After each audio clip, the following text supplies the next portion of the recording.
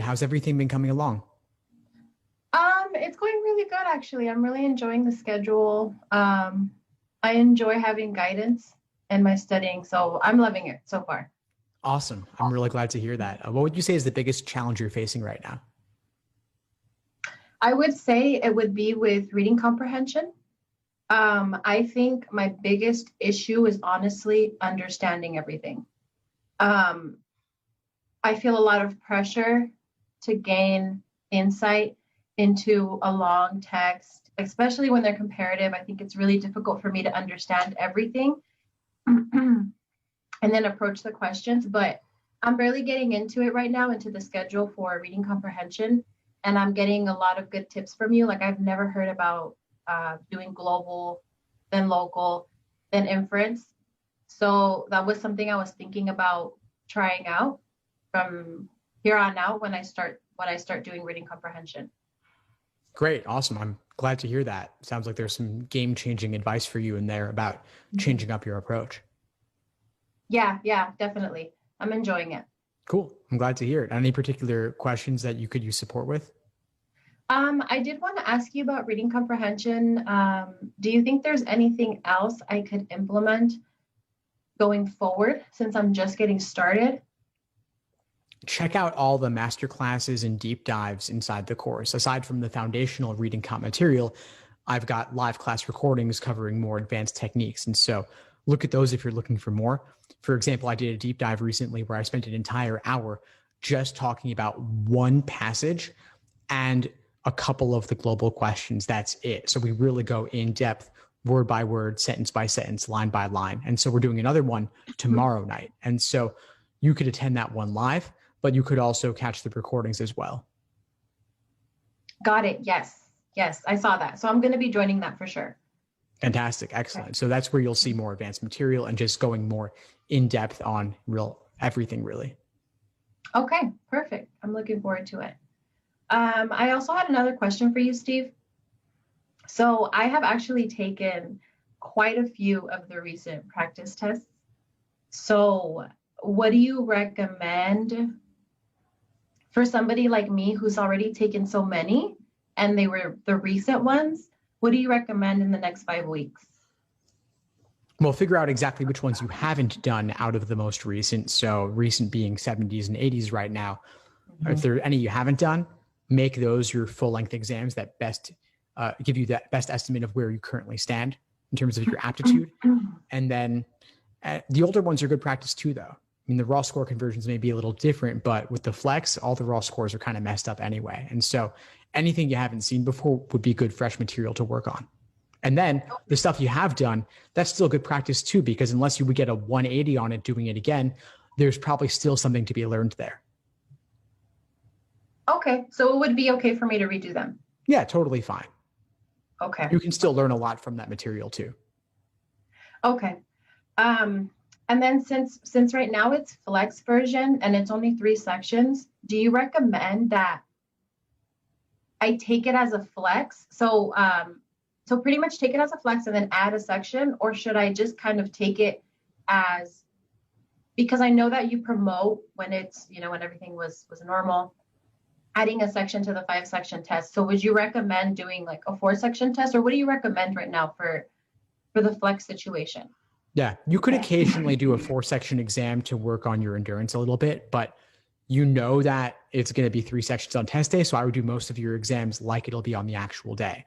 November's a flex, so do 3 sections mainly. Okay, good to know. And then for logic games, I actually feel really good about. I feel like my approach is pretty solid. But logical reasoning, it's one of those sections that I feel good about it. I feel like I understand almost everything. Obviously, you get hit with the hard questions and they're more difficult to understand, but I take your advice, I review, I really try to have a deep dive with each question I get wrong and just run with that. But I find it really hard when I'm testing. I feel a lot of pressure to get them all done. So I don't even get to all of them. And then it's just so much pressure. So I don't know, because when I blind review, I actually feel really good about it. I'll go back and do the ones I never got to. And I was like, wow, I wish I would have gotten to these. Like they were fine. Like I would have gotten them. But I think it's just like the pressure gets to me. I start asking myself, oh my God, I spent more than 2 minutes on this one. So what would you recommend? Because I feel confident about it when I'm not in test mode. But the moment I get in test mode, it becomes a really big like pressure issue for me. Yeah, great question. First thing I would say is do more practice tests to make it so that test day is like just another dry run. And so the more timed exposure you can get, the more you'll build up your tolerance of being under those conditions. And then I would also recommend mindfulness meditation. Have you ever tried anything like that? Yeah, so watching your videos, you talk a lot about meditating. And I feel like I hear that, but I'm always like, I don't need it. But I decided that I should give it a try. And so I've been doing it for maybe like a week now. And I feel like it's helpful. I feel like it gets me in a certain mood, just kind of like, it kind of just erases everything that's going on and then just gets me like in the zone. So yes, I'm working on that. Awesome. So even just a few minutes a day between now and the test could make a big difference over time to help with the nerves and help you let go of a previous question and stay focused only on the task at hand, especially in logical reasoning where they really are bite-sized. What happened in number 16 doesn't need to affect what happens in number 17, but your memory will still color it potentially. And so being able to have the willpower and the focus to let go of what happened before and just focus solely on the task in front of you is really how it relates there and why it's important. So I would try implementing that. Okay. Okay. And I actually really loved something you said in one of your videos. You talked about gaining a momentum when you're in LR, and that if you get to a hard question, you don't let it stump you. So the second you realize, okay, this is a complicated question, or like you say, like sometimes it's parallel and it's like further down the line. So it's like maybe in the 20s. So you automatically maybe skip it because you know it's going to take you a little longer. So I thought that was so helpful to think of taking the test as sort of like a, not a race, but you know, like a slow and steady.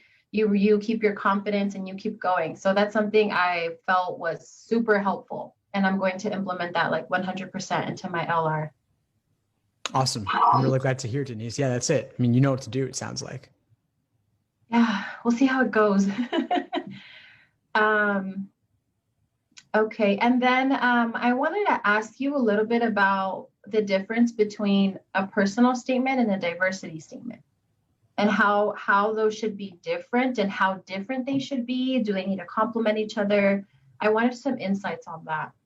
Yeah, great question. I actually have some lessons on this in the course. I have a whole section devoted to admissions and personal statements, diversity statements. I actually run application essay workshops inside the course. And so you could submit a draft and we'll go over it together in class. You'll get support from me as well as support from others. And by default, I have students submit them anonymously to help you get more honest feedback. And so it's a really fun space to play. I've done like a half dozen or so of them at least.